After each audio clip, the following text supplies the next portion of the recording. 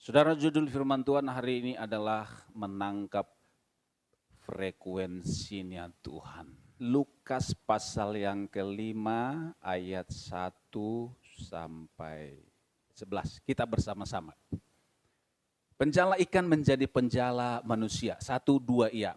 Pada suatu kali Yesus berdiri di pantai Danau Genesaret, sedang orang banyak mengurumuni dia hendak mendengarkan firman Allah. Ia melihat 2 perahu di tepi pantai, nelayan-nelayannya telah turun dan sedang membasuh jalannya. Ia naik ke dalam salah satu perahu itu, yaitu perahu Simon, dan menyuruh dia supaya menolakkan perahunya sedikit jauh dari pantai. Lalu ia duduk dan mengajar orang banyak dari atas perahu. Setelah selesai berbicara, ia berkata kepada Simon, "Bertolaklah ke tempat yang dalam dan tebarkanlah jalamu untuk menangkap ikan." Simon menjawab, "Guru, telah sepanjang malam kami bekerja keras dan kami tidak menangkap apa-apa. Tetapi karena engkau menyuruhnya, aku akan menebarkan jala juga." Dan setelah mereka melakukannya, mereka menangkap sejumlah besar ikan, sehingga jala mereka menjadi koyak. Lalu mereka memberi isyarat kepada teman-temannya di perahu yang lain supaya mereka datang membantunya. Dan mereka itu datang. Lalu mereka bersama-sama mengisi kedua perahu itu dengan ikan hingga hampir tenggelam. Ketika Simon Petrus melihat hal itu, ia pun tersungkur di depan Yesus dan berkata, "Tuhan, pergilah daripadaku, karena aku ini seorang berdosa." Sebab ia dan semua orang yang bersama-sama dengan dia takjub oleh karena banyaknya ikan yang mereka tangkap. Demikian juga Yakobus dan Yohanes anak Zebedeus yang menjadi teman Simon. Kata Yesus kepada Simon, "Jangan takut, mulai dari sekarang engkau akan menjala manusia." Dan sesudah mereka menghela perahu-perahunya ke darat, mereka pun meninggalkan segala sesuatu lalu mengikut Yesus. Hari-hari ini kita sedang berada di ujung tahun. Sebentar lagi kita akan masuk di tahun yang baru. Pertanyaannya saudara, apakah kerohanian saudara sedang bertumbuh atau begitu-begitu saja terus? Haleluya. Coba senggol sebelahnya, kamu bertumbuh enggak? Gitu.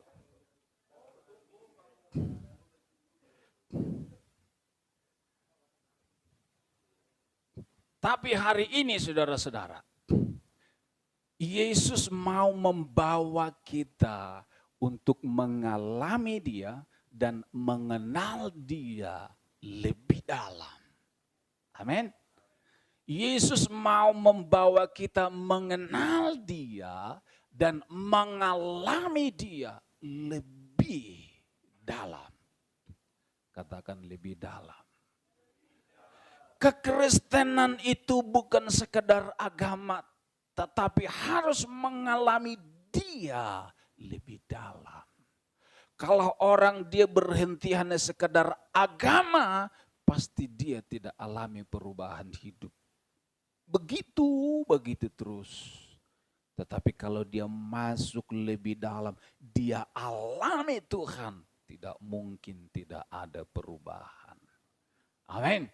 Kalau kita masuk lebih dalam, saudara-saudara, mukjizat itu pasti terjadi buat kita.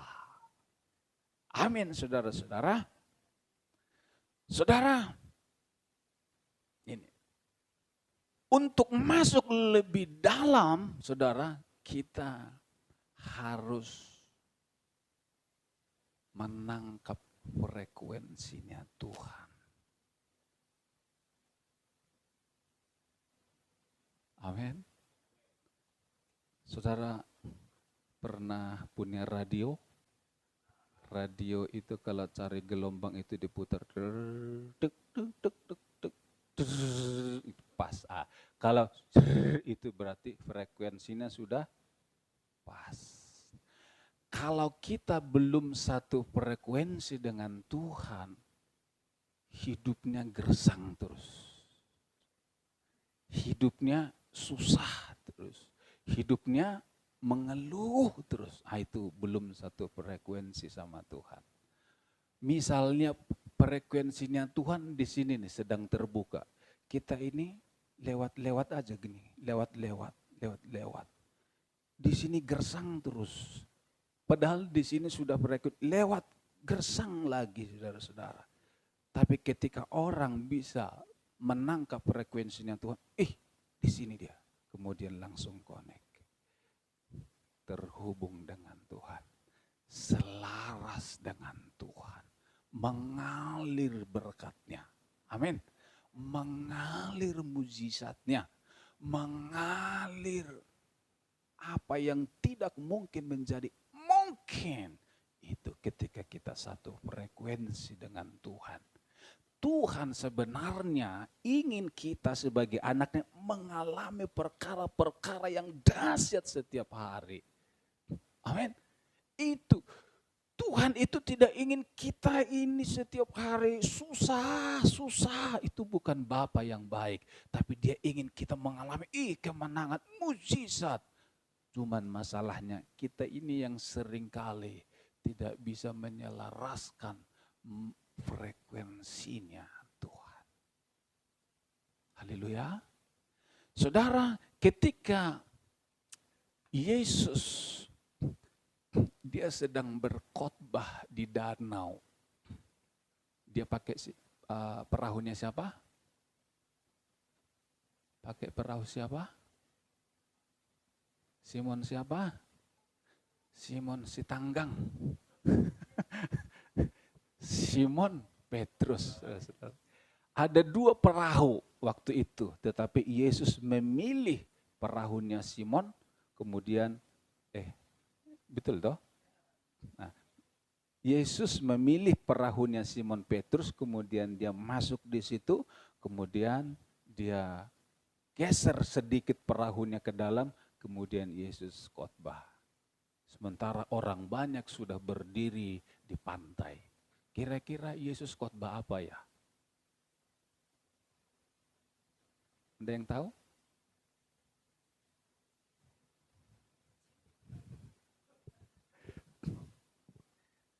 Di dalam Lukas pasal yang ke-5 ini dikatakan Yesus menyampaikan firman, mengajar. Tetapi tidak dikasih tahu Yesus mengajar apa.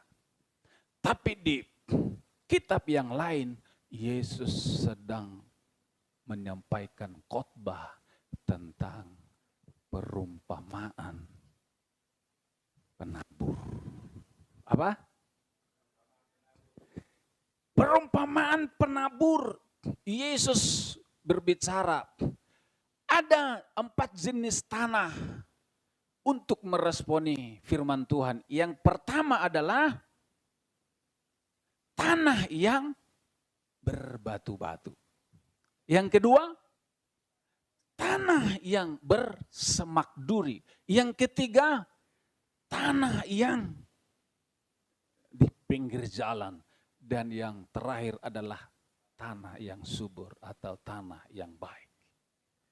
Saudara, sebelum Yesus membawa perahunya masuk lebih dalam, Yesus menyampaikan khotbah ini, 4 jenis tanah dalam sebuah perumpamaan.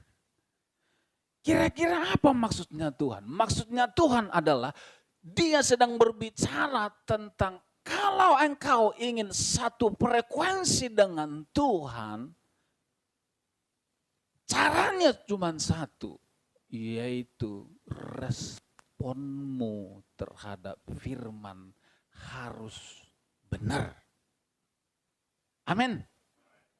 Katakan, responku terhadap firman harus benar.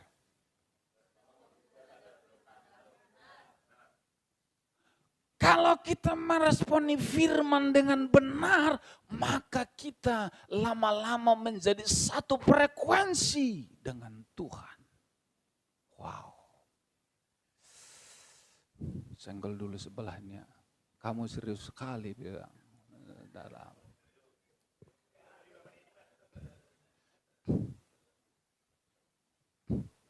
Begini. Firman Alkitab kemudian satu frekuensi kita dengan Tuhan, maka saudara-saudara,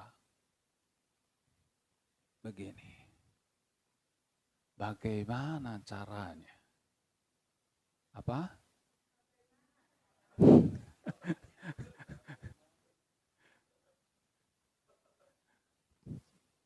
Caranya yang pertama, saudara-saudara. Ada yang tahu? Miliki hati yang selalu terbuka untuk firman. Amin. Hati yang selalu terbuka untuk firman. Artinya saudara-saudara, ada rasa lapar, rasa haus, rasa cinta akan firman, rasa butuh akan firman. Amin. Orang yang tidak lapar akan firman, pasti wajahnya semberaut. Lihat dulu wajah sampingnya, kelihatan nanti pasti.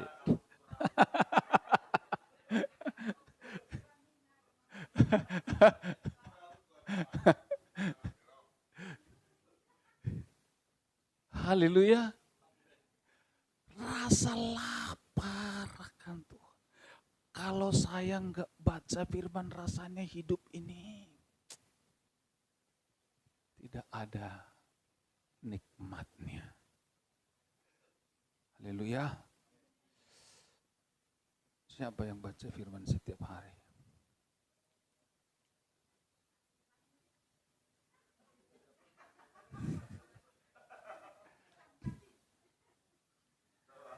Puji Tuhan. Terima kasih saudara sudah jujur, saudara-saudara. Terima kasih untuk kejujurannya. Walaupun belum baca, sudah jujur. Tapi kita mau berubah. Amin. Yes, saudara-saudara. Firman adalah kekuatan kita. Firman adalah kehidupan kita. Jangan hidup tanpa firman. Nanti minggu depan saya tanya lagi. Siapa yang baca firman? Masih ada kesempatan 1 minggu ya?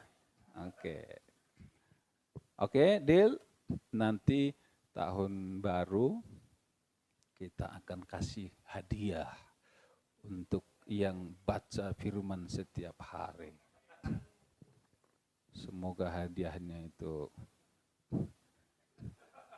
logam mulia.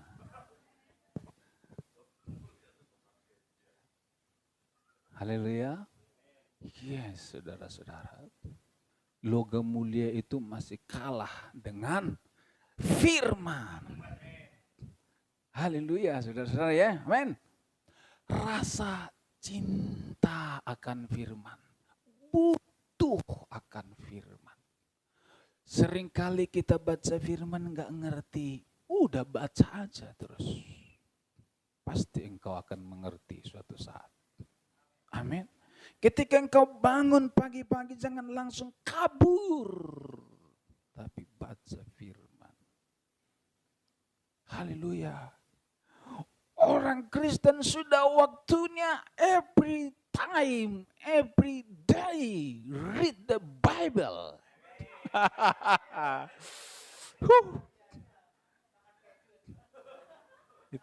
Itu bukan bahasa roh ya. Haleluya. Yes. Firman itu hidup dan berkuasa, sanggup mengubahkan kita. Katakan bersama-sama.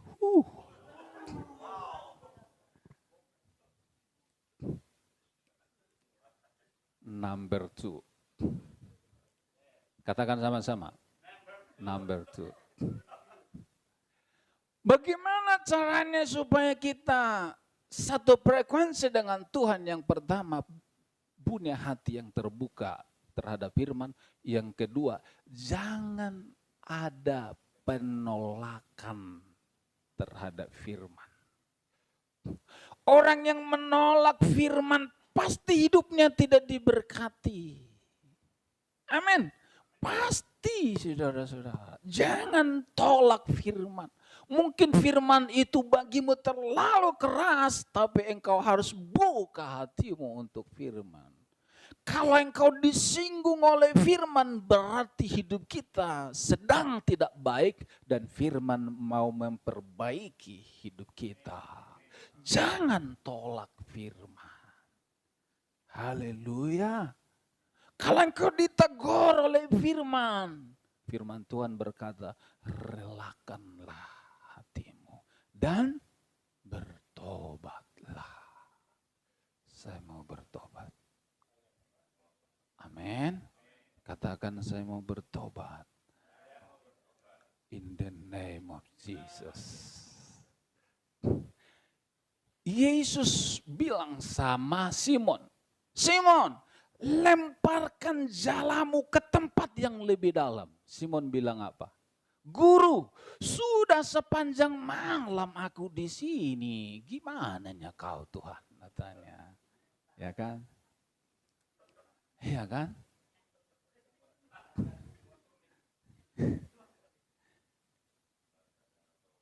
Simon ketika Yesus suruh, dia tidak langsung lakukan, tapi dia komentar. Jangan suka komentar. Haleluya. Kalau Tuhan suruh, jangan komentar. Katakan, siap Tuhan. Haleluya. Saya membayangkan begini. Yesus ada di mana waktu itu? Di dalam perahunya siapa? Simon. Simon ada di sampingnya. Yesus bilang, Simon, lemparkan jalamu ke tempat yang lebih dalam. Dia masih mikir, Guru, gimana? Gak tahu kau. Semalam-malaman aku di sini muter-muter jam 3 pagi. Kau suruh lagi lempar. Itu Yesus di sampingnya loh yang ngomong. Yesus tidak telepon dari Galilea. Simon, Simon, tolong lemparkan jalamu ke lebih dalam. Mungkin kalau seperti itu, Simon, itu lebih parah lagi Simon. Di dekatnya saja, dia masih melawan. Ya kan? Kalau pakai telepon, apa sih Tuhan? Itu baru di video call. Coba bayangkan kalau Yesus WA, Simon tolong lemparkan jalamu tempat yang lebih dalam. Kira-kira gimana responnya? Cuman centang biru. Apa nih? Kemudian di WA lagi, Simon lemparkan jalamu. Kira-kira apa yang dilakukan Simon? Dibiarkan begitu. Itu kalau ini di dekatnya. Saudara bisa bayangkan? Kalau seorang anak kecil, ada orang tuanya di sampingnya, kira-kira dia lebih percaya diri atau dia takut?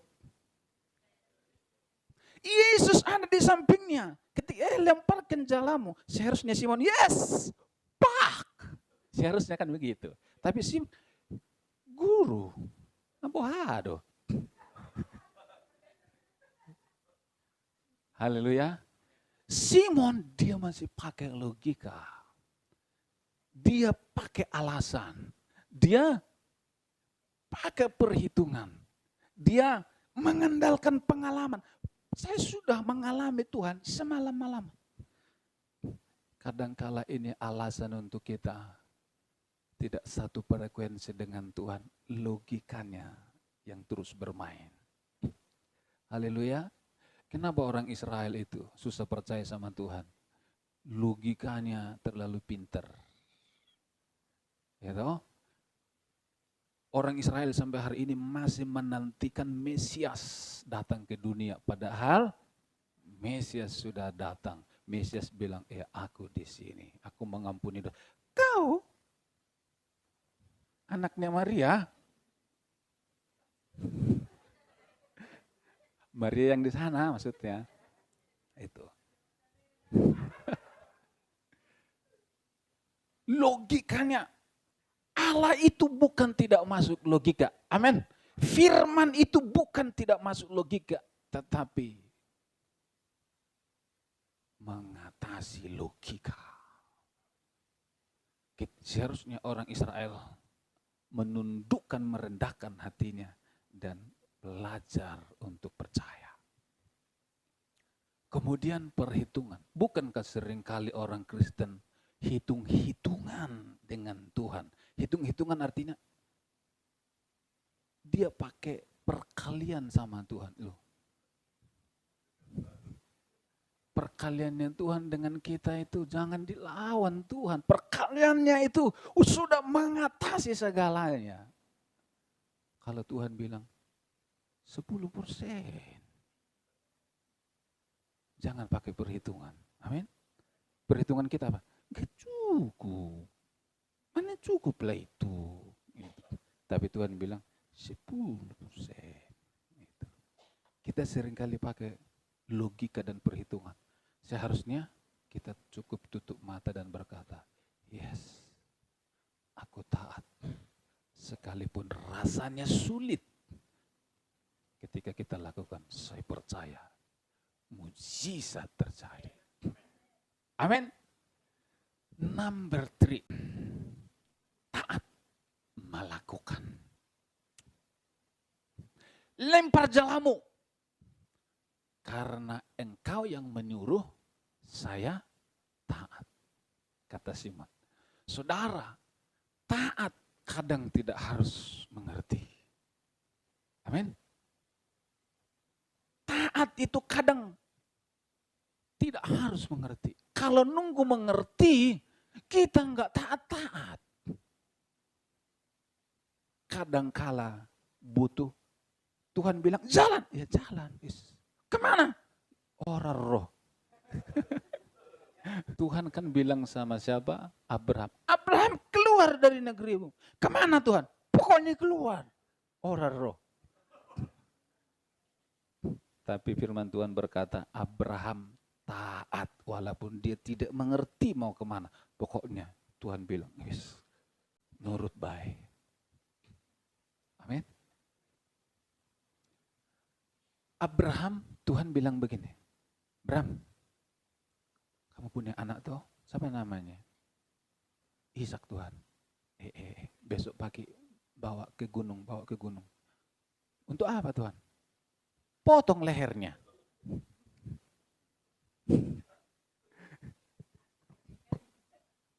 Coba renungkan. Coba kalau Mbak Lia.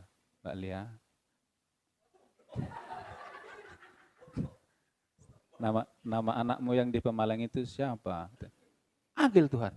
Bawa ke Moga.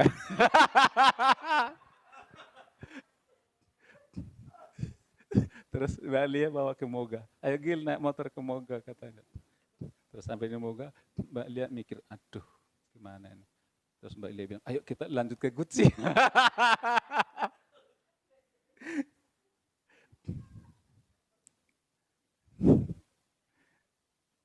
Tuhan bilang, potong anakmu.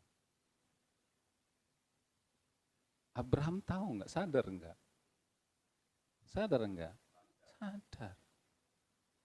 Tapi itu Abraham, kalau itu terjadi atas dirimu, diri kita, potong itu, Agil katanya. Tapi ini berbicara tentang melangkah dengan iman. Amin. Ketaatan itu kadang kita tidak harus mengerti baru taat. Kita belajar dari Simon Petrus ini. Yang terakhir, kalau kita, ini kan frekuensinya ya, toh ini Tuhan, ini kita.